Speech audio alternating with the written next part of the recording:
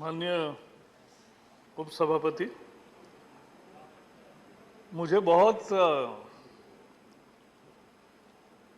यह आनंद होता है कि एक सरकार ने महत्वपूर्ण बिल लाया है। दिखने में छोटा है, लेकिन इसके पीछे जो विचार है वो विचार देश की और दुनिया की सिक्योरिटी स्ट्रेंथन करने का है। क्योंकि दुनिया ने देखा है कितने प्रकार के हमले हुए हैं, कैसी टेक्नोलॉजी नई नई आ रही है और कितना संकट पैदा करते हैं। अभी हमारे एक साथी उन्होंने कहा वो दुनिया में सैकड़ों लोगों को, केवल नहीं तो करोड़ों लोगों को यह आशंका है कि क्या कोविड एक बायोलॉजिकल वेपन था। आशंका है। मेरा विश्वास है कि सच्चाई आज नहीं कल कभी न कभी सामने आती है, तब देखेंगे, चर्चा करेंगे। लेकिन एक मुझे पहले ही बताना चाहिए कि हमारे एक मित्र मनोज झा जी, उन्होंने कहा कि वेपन्स ऑफ मास डिस्ट्रक्शन की जगह, यानी उसको तो उन्होंने सपोर्ट दिया, लेकिन वेपन्स ऑफ मास डिसरप्शन, इस पर उन्होंने बोला। पिछले 4 दिन से जो हम राज्यसभा में और लोकसभा में देख रहे हैं, उसी को मास डिसरप्शन कहते हैं। यह हमें समझना चाहिए। मास डिसरप्शन करके डिस्कशन से भागना, इसको मास डिसरप्शन कहते हैं। और आज जो हम देख रहे हैं कि बाहर कहना जाकर कि चर्चा नहीं हो रही है, और चर्चा के लिए सदैव प्रधानमंत्री जी ने कहा कि हम किसी भी विषय पे चर्चा करने के लिए तैयार है, लेकिन चर्चा करेंगे नहीं। चर्चा के समय भाग जाएंगे, बाकी समय अंदर आके वो शोर शराबा करेंगे। यही विपक्ष की नकारा राजनीति है और इसका परिणाम आप देख रहे हैं। एक के बाद एक इलेक्शन में लोग उनको उनकी जगह दिखा रहे हैं। और आज भी मुझे खुशी है कि हमारे आज जो मतगणना हो रही है, देश की पहली आदिवासी राष्ट्रपति आज जब घोषित होगी, एक रिकॉर्ड मत से होगी। क्यों होगी? क्योंकि एक तैयार किया है माहौल देश के कल्याण का, दुनिया के कल्याण का, और भारत का रोल है उसमें। और इसलिए ये बिल क्या कहता है? बिल कहता है केमिकल, बायोलॉजिकल और न्यूक्लियर। लोग कहेंगे कहां केमिकल होगा, कहां बायोलॉजिकल होगा, कहां न्यूक्लियर होगा। लेकिन ऐसा ही लोगों को पता नहीं था, कैसे कैसे टेररिज्म होगा ये पता नहीं था। अमेरिका जैसे देश में कोई मान नहीं रहा था, क्योंकि उनको वो समझते थे कि भाई वहां इतना दूर उनका देश है, चारों ओर से समुंदर है, तो कैसे टेररिज्म हमारे पर हमला होगा।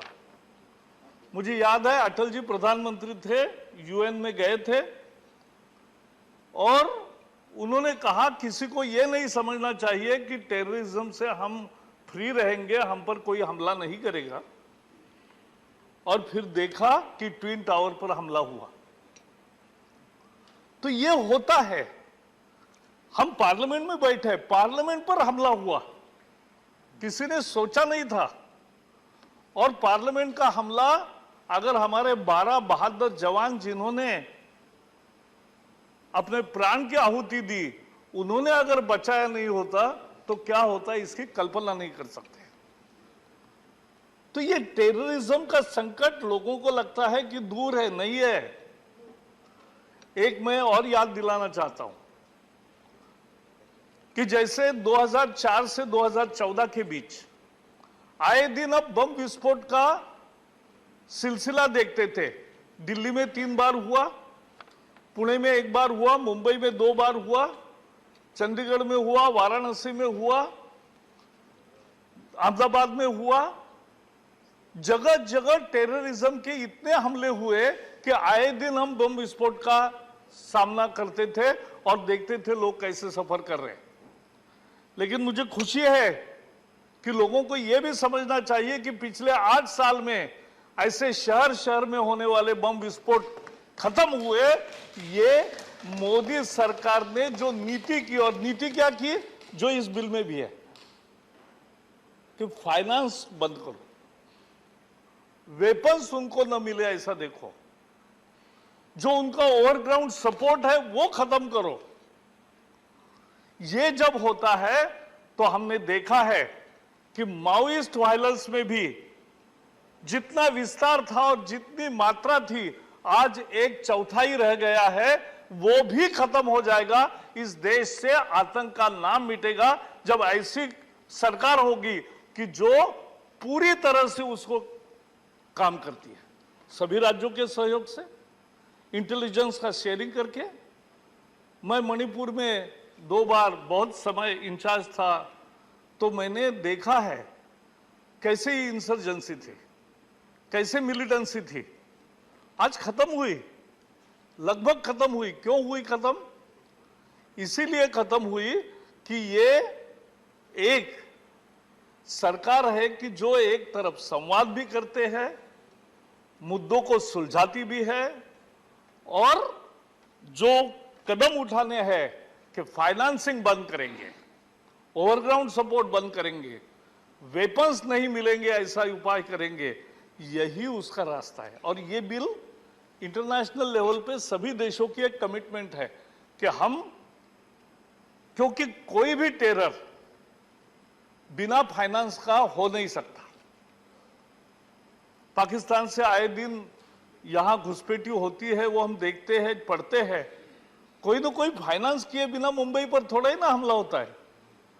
तो फाइनेंस एक बहुत महत्वपूर्ण है टेररिज्म में। और ये केवल केमिकल, बायोलॉजिकल, न्यूक्लियर, ये पॉसिबल थ्रेट्स है। प्रिएम्प्टिव स्टेप हम ले रहे हैं। आज नहीं अनुभव किया है, लेकिन कल नहीं होगा ऐसा नहीं कह सकते।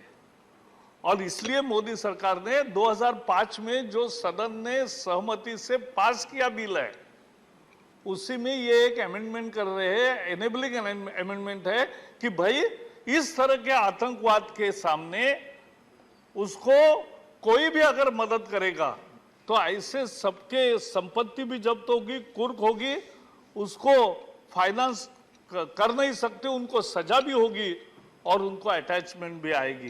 तो ये यही कह रहे हैं, बिल तो छोटा है लेकिन मुद्दा बड़ा है। देश की सुरक्षा, दुनिया की सुरक्षा, भारत की प्रतिबद्धता और दुनिया की प्रतिबद्धता के साथ हम हमारे देश में भी आतंक का समापन करेंगे और दुनिया में भी एक अच्छी व्यवस्था कायम हो, इसके लिए प्रयास करेंगे। यही इस बिल का मूल है। मैं इस बिल को समर्थन भी दे रहा हूं और मंत्री महोदय को विशेष धन्यवाद देता हूं। जय हिंद।